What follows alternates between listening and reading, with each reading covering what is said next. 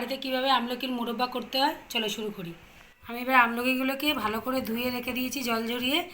এবার আমি আমলকিগুলোকে চামচ দিয়ে কাঁটা চামচ দিয়ে এইভাবে প্রতিটা আমলকিকে আমি এইভাবে করে নেব।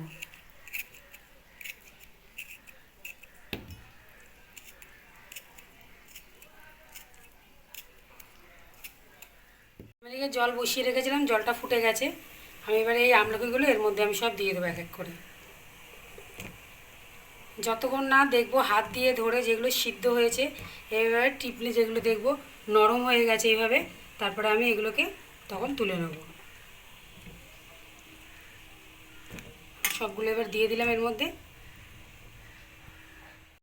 এটা আমার সিদ্ধ হয়ে গেছে দেখুন, এভাবে টিপলে টিপ বসে যাচ্ছে। আমি এটাকে এভাবে নামিয়ে জল ঝারিয়ে রেখে দেবো। সামান্য জল দিয়ে দিয়েছি, এবার আমি এর মধ্যে চিনি দিয়ে দেবো।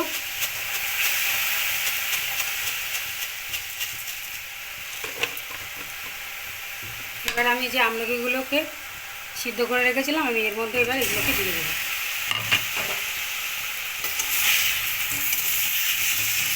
এর মধ্যে আরেকটু চিনি লাগবে, আমি এবার দেবো। দিয়ে এবার এটাকে আমি 10 থেকে 15 মিনিট মতন ফুটাবো।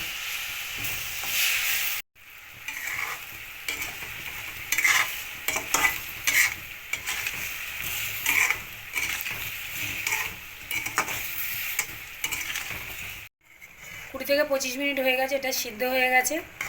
এবার গ্যাসটা এবার আমি লিভিয়ে দেবো।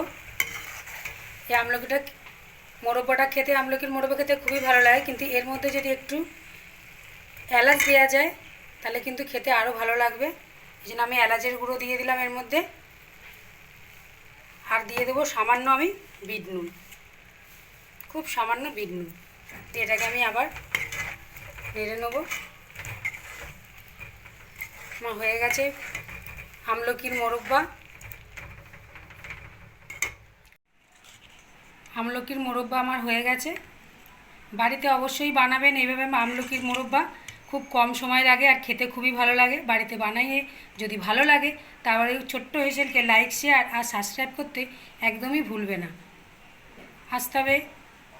এই পর্যন্ত, আবার আসবো নতুন কোনো ভিডিও নিয়ে।